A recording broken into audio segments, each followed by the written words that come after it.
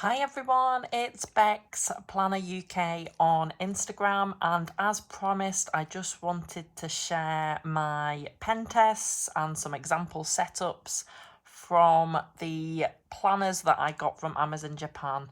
So you may have seen my previous video where I flipped through and showed the layout of these planners that I've got, which is the double schedule from Midori. I've got the to-do version and the progress version, and also the Nolty 2319 for 2024.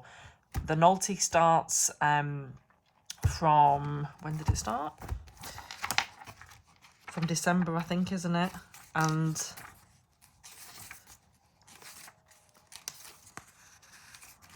yeah, the Nolty starts from the 27th of December, ready for 2024, and the Midori double schedule actually start from October 2023. So I just wanted to give you a quick update and update you in case you are looking maybe and interested in purchasing these planners. Where shall we start then? Shall we start with the Nolty? So I have used a number of Nolties before and they have always been fine with fountain pens. So I was obviously very hopeful that this would be the same. And I have got a pen test that I did at the back. I tried to use a variety of highlighters, gel pens and fountain pens. So here is the different pens that I used. I used like the spot pens, the highlighters, mild liners. I used the Sharpie S Gel, the Uniball, some Sarasa clips in various colours. I used an artist pen by Faber-Castell. I used a Bic 4-colour biro. I used the refillable pens that I shared on my Instagram where you can use fountain pen ink, but it is actually like a rollerball pen. And then I tried a number of different fountain pens, which were fine, medium, broad nibs. I do really like fatter, broader nibs. But I did try to use a variety of different inks as well. So some of them, particularly the Magenta Flash, is like a shimmering ink. And I used a bent nib actually as well, so you can see that's kind of a sheening ink as well. So of course the effect with the fountain pens is not as stunning as using Tomorrow River paper, but you can still see an effect from it. And there's no feathering, particularly with the fountain pens. So from this side it looks good. I did pick up actually I think it was this colour. This was actually more of a blue colour, but it did come out quite purplish for some reason. But I did find that in the Midori that I'm going to come to, those pen tests as well. So let's look on the other side. This one, actually, I'd smudged it. I did notice that the drying time with this fountain pen seemed quite long. I think I might have had a sheening ink in it in the past and maybe haven't washed it out properly. So I think it was the ink that it did seem very wet for a long time, but I didn't have that issue with the other. So I think it was just the residue of a sheening ink maybe in my pen. So to show the back of the Nolty, obviously with a little bit of shadowing, but it's not anything that would really bother me, other than, as I say, this really wet sheening ink is the only one that's really come through, and that's a really dark ink as well, isn't it? So that's maybe one that I would avoid, but I think all of the others are fine. It's a really nice writing experience, and I am looking forward to using this Nolty. If you do want a more detailed flip through, obviously go back to my previous Japan haul video. But let's have a look at these two now. So I think I said that one I was going to use as my Planner UK kind of social media kind of planner, and the other one would be like a task list, a weekly task list for StationeryFest, JournalFest, PlannerFest. So I've done some mock layouts as well as some pen tests. I just did the pen test in one because I think the paper is the same. Interestingly, in terms of the pink cover, it's actually just a piece of paper. So I don't know if you can see there, but actually the book is actually white, and it's just literally a piece of paper that's slipped in between the plastic cover, which I thought was quite funny. So I've just added this beautiful artwork here, which is by Ali Brown. It was a free printable on one of the courses that she released that I did online, and isn't it absolutely beautiful? I'm a big fan of Ali Brown, so I just added that there. I thought that was very appropriate. And let's have a look at the pen tests. So yeah, if you want to see the interesting and very clever page mechanism that I talked about in the last video, and a flip through of the whole planner, then maybe go back to that previous Amazon Japan haul, but just to specifically draw on the pen tests. So again, I did a similar amount of different pens. So again, this colour, it was actually slightly more bluer on other paper, but it's very purple there. But you can see the different pens that I used. Tried to use a good variety. I quite like the effects actually on the paper. So similar pens, a few more pens on this one, but very similar to the pen test in the Nolty. So as you can see some of the sheen and shine and shimmer. So like I say, you're not going to get the same effect as on Tomoe River paper, but it's a very robust paper, I'd say. It definitely feels, obviously it's much thicker, GSM. So this is the back page, again, some shadowing, but nothing really that would concern me. Even the ink that maybe showed through a little bit more in the Nolty is absolutely fine here. And there was no smudging, even though it did take a while for this one specifically to dry, which I say must be part of the sheening ink, I think, but no smudging. And certainly the dry time, I would say, on the whole, is a lot quicker than perhaps Stalogy and Tomoe River papers would be as well. So I have some potential draft layouts as well to show you. So I realised that for November, basically I could copy that and the days would fall on the same days for September. So I did some layouts for September. So I'll just photocopied it obviously, and I'll just show you how I think I will use it. So in the to-do one, obviously this is just a mock layout, but I think I will use this top area here to maybe map out kind of the larger projects, or the projects that will take, or tasks that will take a longer time, like a number of days. I'll maybe map that out along the top. And then for the week, I will just have a long task list that goes down. I like to use the bullet journal method in a variety of my planners, and but generally I would use it with a actual box rather than a dot, which I think was the original bullet journal method, wasn't it, that was updated to a dot at a later time. And obviously I will just fill in the box when I've completed a task. If a task has to be done that week, but by Monday, I will just note it next to the task.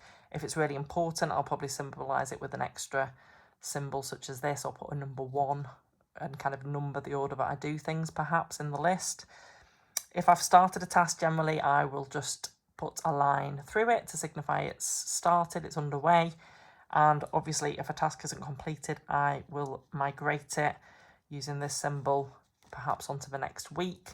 Although, to be honest, because I haven't got lots of space for tasks, and obviously I have lots of tasks to do for PlannerFest, StationeryFest, JournalFest, I will probably just keep the tasks in the list.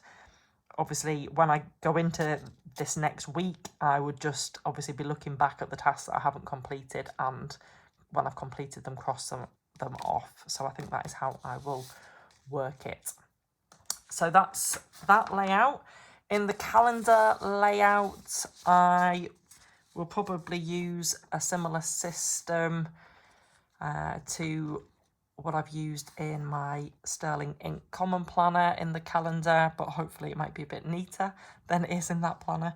And I think I'm going to use my dot pens and just do a really simple system of when I've kind of scheduled posts in, because obviously there's so much social media with 3 accounts related to the events. They each have their individual accounts. I try not to duplicate the content too much, but obviously sometimes you have key kind of announcements and dates, such as when tickets go on sale.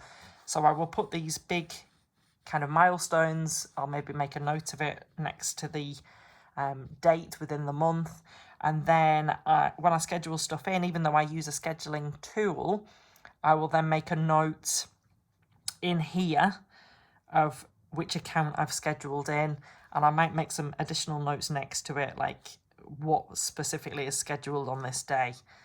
Now, this is mainly just going to relate to posts which generally go out on, well, definitely on Instagram, and often kind of duplicated to Facebook. So it's not whether I've done stories, whether I've done reels, it's just literally relating to whether a post is going out.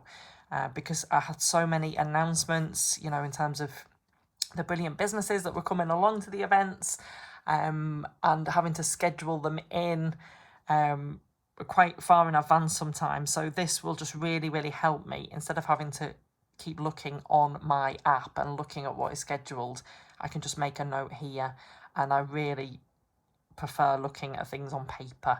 I know it might get a bit messy if maybe I've scheduled something and I have to swap it around, but that's fine. It will be messy. I will cross things out.